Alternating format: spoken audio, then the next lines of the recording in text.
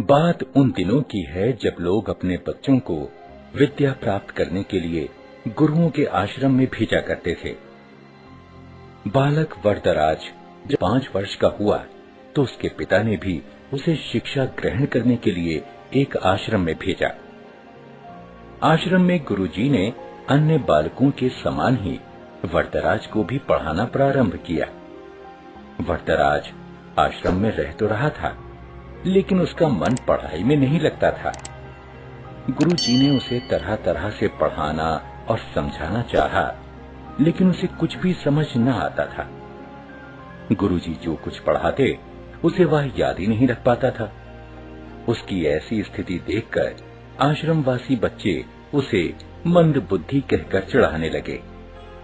इसी प्रकार 5 वर्ष बीत गए। धीरे धीरे उसके सहपाठी उससे आगे बढ़ते गए, पर वरदराज वहीं का वहीं, वह कुछ भी विशेष न सीख सका था। उसके साथ जो पढ़ने आए थे वे तो आगे बढ़ ही गए, जो बाद में आए वे भी उसे पीछे छोड़ आगे निकल गए। एक दिन गुरुजी भी हार मान गए। निराश होकर उन्होंने वरदराज से कहा, बेटा वरदराज, मैं समझता हूं कि पढ़ना लिखना तुम्हारे वश की बात नहीं है। जितना प्रयत्न मुझे करना था उतना मैंने किया, पर मुझे लगता है कि विद्या धन तुम्हारे भाग्य में नहीं है। इससे अच्छा तो यही है कि तुम अपने घर जाओ और वहां का काम काज देखो। वरदराज असमंजस में पड़ गया। गुरुजी के मना करने के कारण उसे अपना भविष्य अंधकारमय लगने लगा।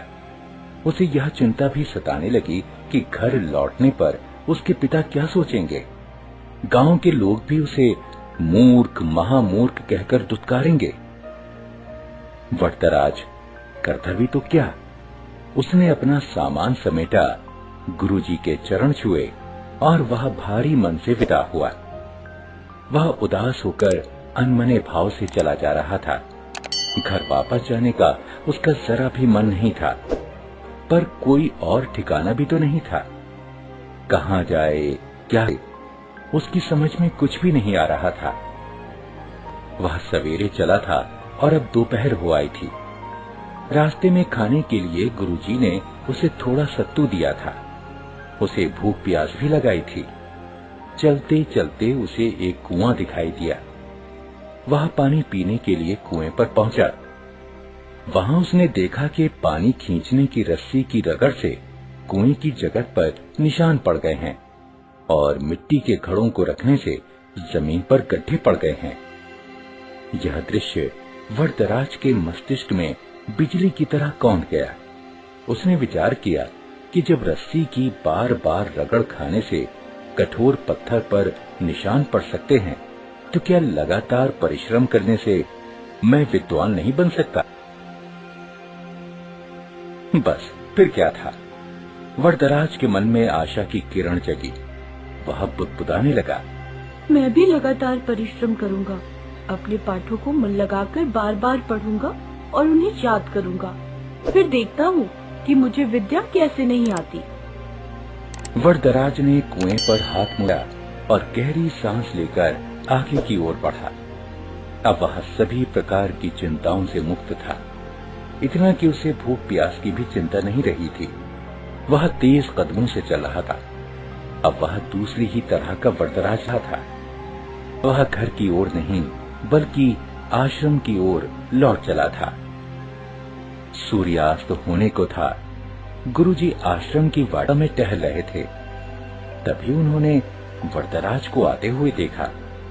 उन्हें लगा कि शायद आश्रम में कुछ छूट गया हो, जिसे लेने वह लौटा है। वरदराज ने गुरुजी के पास पहुंचकर उनके चरण स्पर्श किए। गुरुजी ने प्यार से पूछा, क्या बात है बेटा, क्या तुम्हारा कुछ सामान छूट गया जिसे लेने तुम्हें लौटना पड़ा?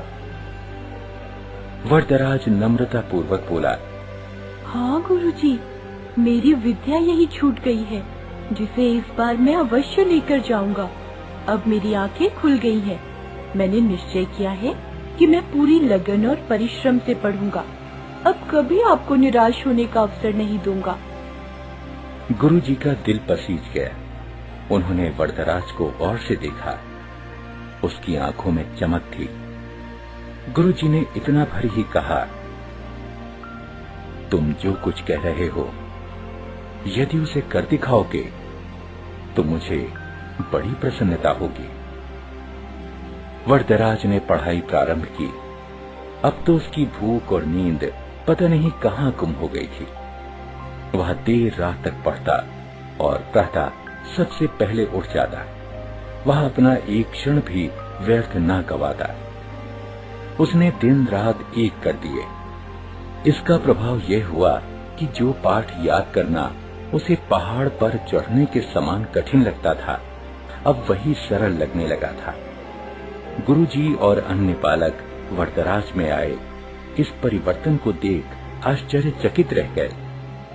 अब वरदराज की गिनती प्रतिभावान बच्चों में होने लगी। यह उसकी लगन और कठोर परिश्रम का ही चमत्कार था। जानते हो, यही वरदराज आगे चलकर संस्कृत के महान विद्वान बने। संस्कृत के सबसे बड़े विद्वान पाणिनि के बाद